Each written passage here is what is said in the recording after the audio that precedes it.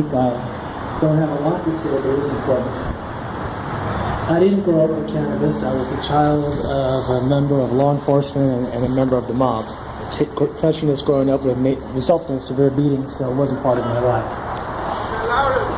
Approximately 5 years ago, I have to go back farther. In '98, while I was in the Army, my back and pelvis were shattered in several places. I was told I wouldn't walk again properly. When I left the service, the VA put me on approximately 16 painkillers a day.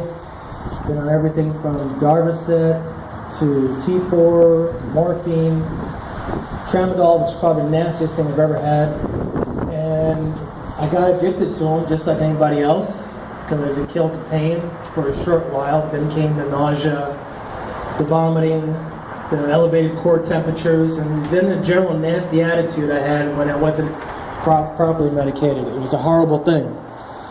Approximately 5 years ago, I was up at a concert at the amphitheater, and everybody was smoking cigarettes around me. One of the problems I had when I got hurt when I was recovering is that my lungs got heavily scarred from blood clots. And I couldn't breathe, and I was trying to make it to the paramedic tent to get some oxygen, and I face planted. Some young men who had been ingesting heavily of cannabis that day saw me go down, they picked me up, and the fumes coming off of them opened my lungs right up, almost like the sound of popcorn. At which point I started to feel very, very bad. Part of my time in the Army, I was assigned to a unit called Army Counter-Narcotics. So I knew I had to learn more, and I had to change my life around and make amends for the bad things I'd done with people who weren't doing anything wrong. I moved to Oregon right away because I knew I couldn't legally learn what I wanted to learn in this state. In Oregon, using the skills I learned in the service, I quickly rose ranks at a small dispensary and became a manager of 2 dispensaries.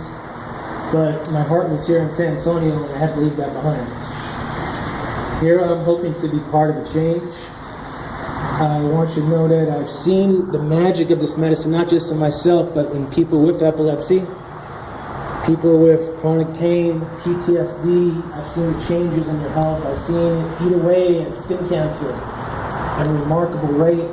So I know this in my heart to be true. And I want everybody to think about this as they go out in their life. It's not just a soldier talking about PTSD, but my life has changed because I've switched medicine. I've lost 75 pounds, but not on the painkillers anymore. I can play with my children. I can play with my grandchild now. I can make love again. I don't know if any of you have been on a large regimen of pain pills, but when you're on 16 a day, it just doesn't work. Now my life is better. I can breathe freely and clearly. And I want to tell all of you to do what you can to pass the word on. Take time to call your legislators. Feel free to put them on the spot.